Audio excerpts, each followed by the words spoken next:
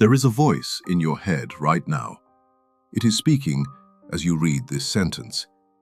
It tells you what you are not, what you did wrong, and what you should have said. You have never once questioned whether it is telling the truth. You are simply calling it me. But what if that voice was never you at all? You are not your thoughts. That sentence sounds simple, almost obvious. But sit with it for a moment. If you are not your thoughts, then who has been narrating your entire life? Who decided you were not good enough, not ready, not enough?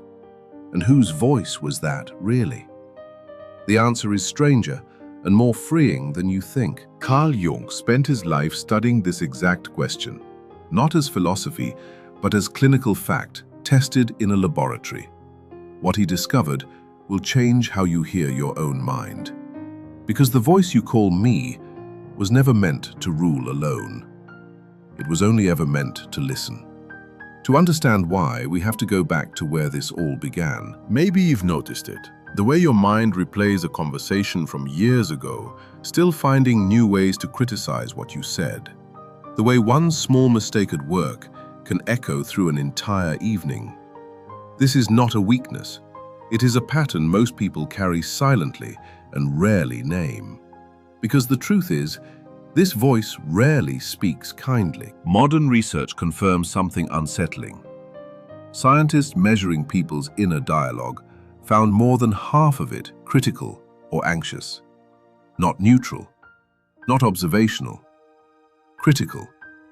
As if a quiet voice became a supervisor you never hired, and somehow you obey it anyway.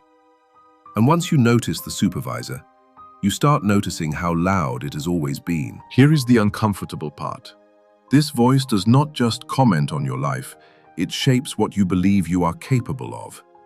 It decides, quietly and constantly, who you are allowed to become. And most people never once ask where it actually came from. Because beneath the noise, a deeper conflict is waiting. Part of you believes this voice is protecting you, keeping you cautious, keeping you safe from failure and rejection. But have you ever noticed how a protector that only criticizes never actually makes you feel safe? It just makes you smaller. This is the first contradiction most people never resolve. What feels like discipline may actually be fear wearing a more respectable name.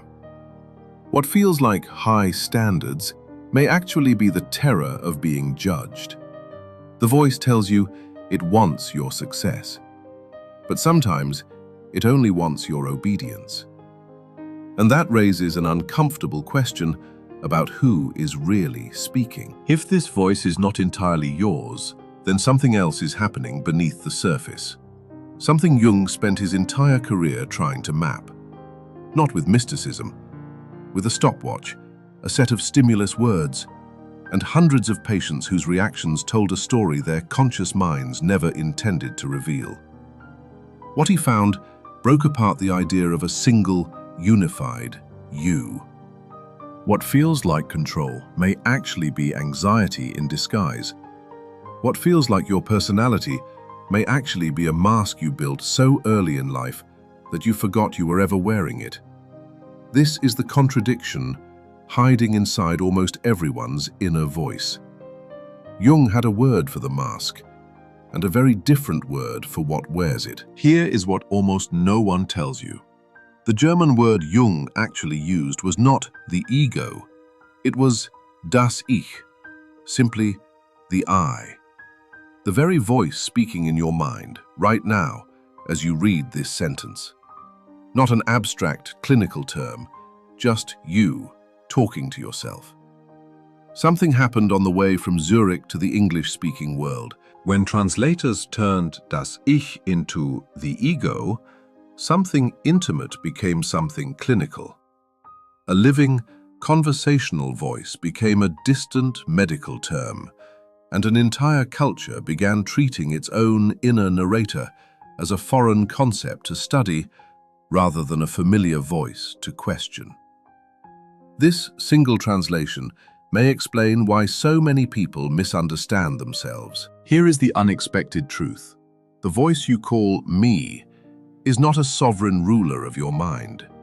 It is what Jung called a complex, a small functional hub gathered together over your lifetime, sitting at the center of your conscious awareness.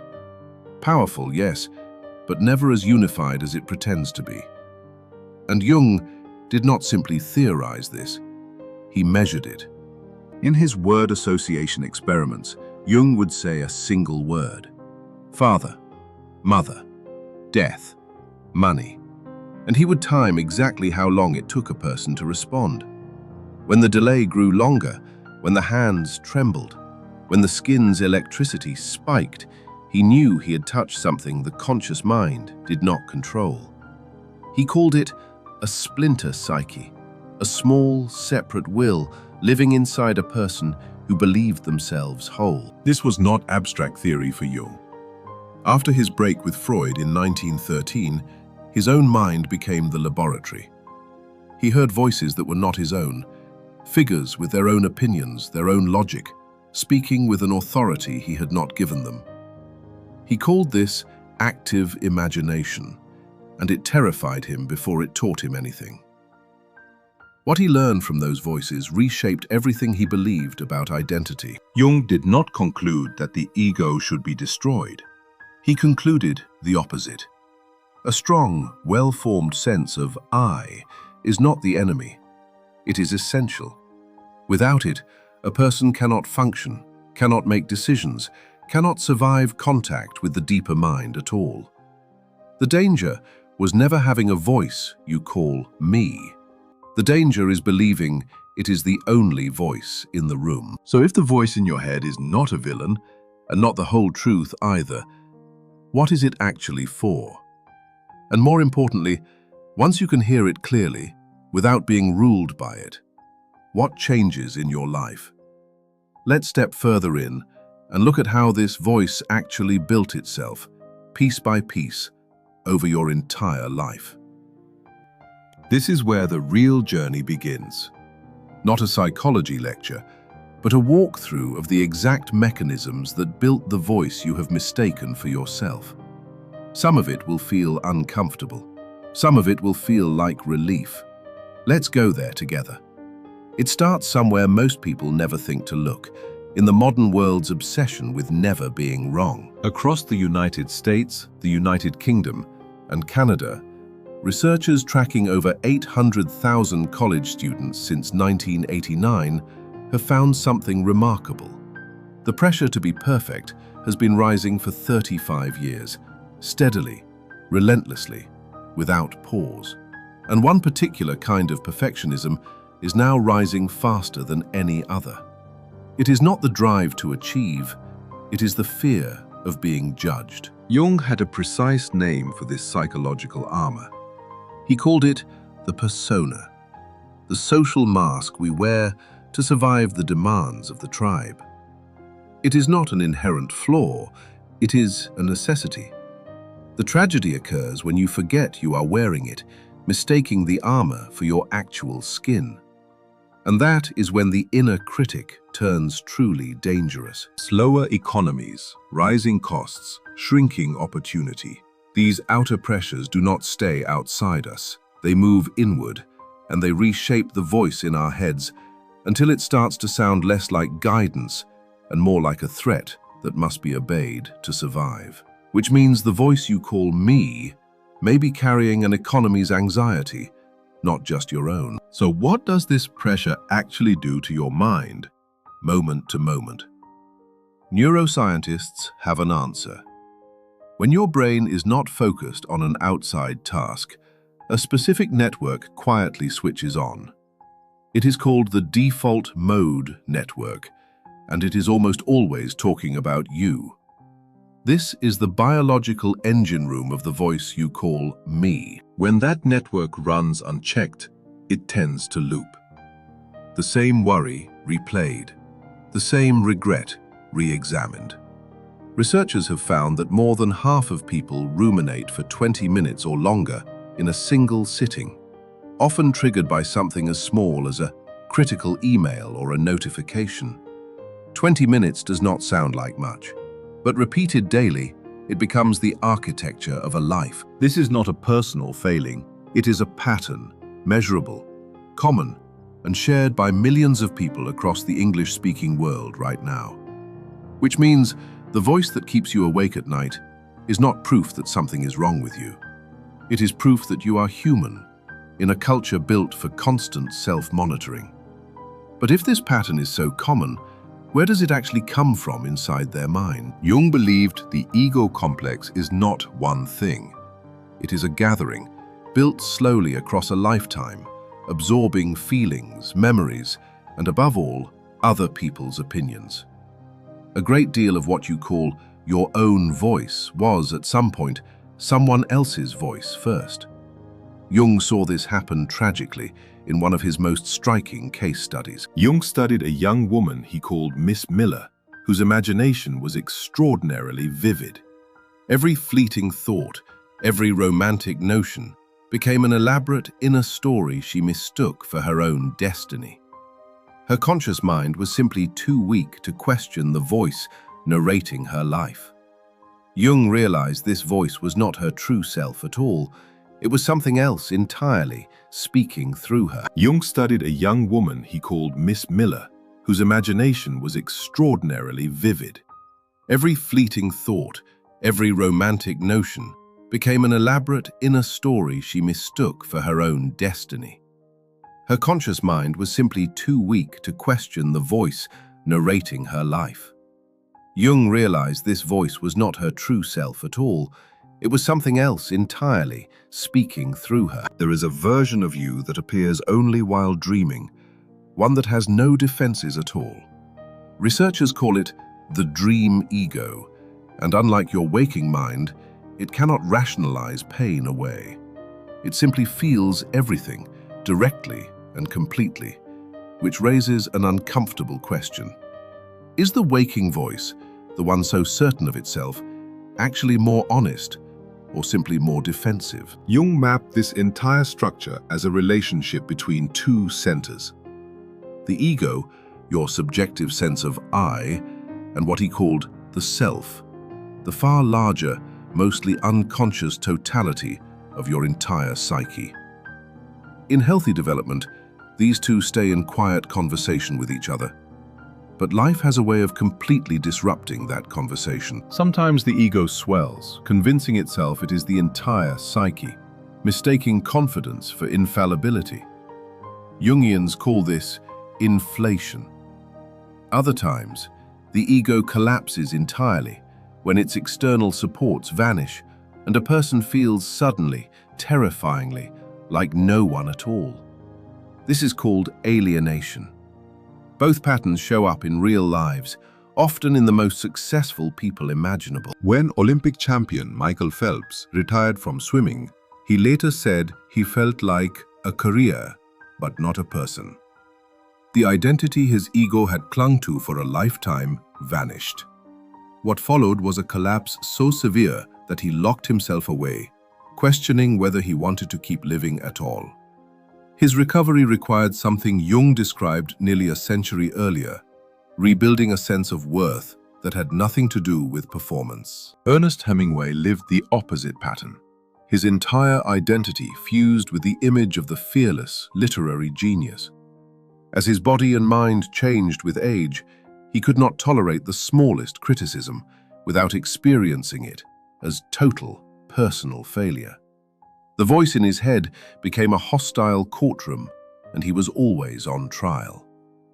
This is what happens when the ego identifies completely with a mask instead of a living, changing person. Neither of these men lacked strength. They lacked a way to separate their identity from their story. And this is precisely where most people quietly struggle too. Not because they are broken, but because no one ever taught them that the voice claiming to be me is only one part of a much larger mind. So what does it actually look like to hear that voice differently? Modern psychology has its own name for the trap Jung described: cognitive fusion. It happens when a thought like, "I am failing," is treated not as a passing sentence in your mind, but as an absolute, literal fact about who you are. The way out does not require silencing the voice. It requires changing your relationship to it. Therapists call the alternative self as context. It is the quiet, steady awareness that watches your thoughts arrive, without needing to become them.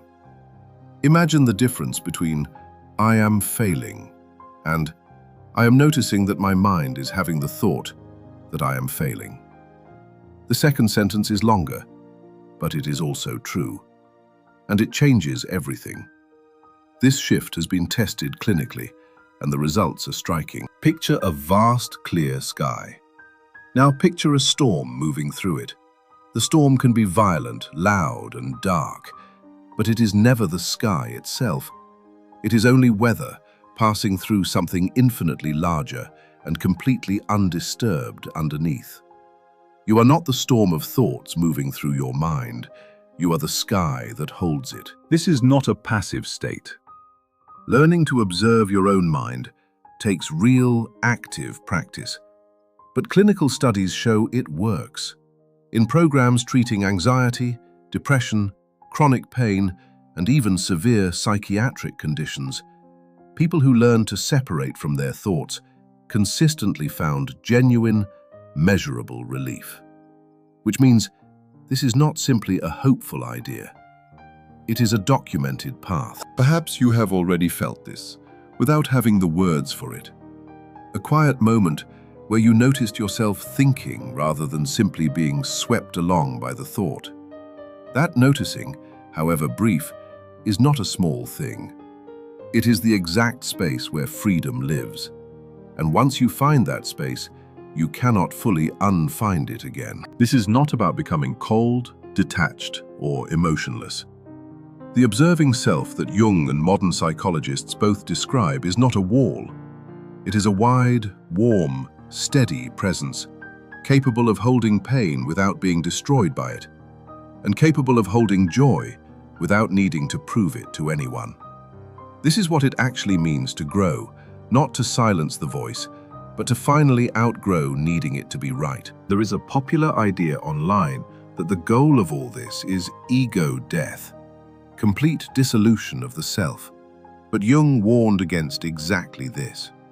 When the ego collapses too suddenly, without the strength to hold what floods in, the result is not enlightenment. It is often dread and a genuine psychological danger.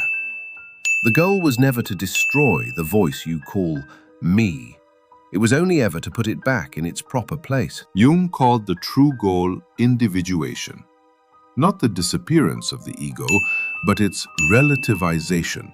A strong, healthy I that can finally listen to the deeper self without being destroyed by it or drowning it out completely. Two voices in conversation rather than one voice ruling alone in the dark. And this conversation is available to you, starting with something remarkably simple. The next time that voice tells you, "I am not good enough," try adding just a few words. "I am noticing that my mind is telling me I am not good enough." Say it slowly. Notice the small distance it creates. That distance is not a trick. It is the beginning of an entirely different relationship with yourself. This is not a technique to master overnight. It is a practice, quietly repeated for the rest of your life. Somewhere, right now, someone is walking along a quiet coastline in the last light of autumn, finally understanding something it took them decades to see. The voice inside their head was never their sovereign ruler. It was only ever a passing whisper inside a far more spacious mind than they ever imagined they had. And that same spaciousness has been waiting quietly inside you this entire time. You are not the voice that criticizes you at 2 a.m. You are not the story it tells about your worth. You are the quiet, spacious awareness that has been listening to that voice all along, patient enough to finally understand it instead of obeying it. That awareness has always been the real you. It was simply waiting to be noticed. Like and subscribe for more. If this helped you hear your own mind a little more clearly, consider staying a while longer. There is more of this quiet, honest work waiting for you here.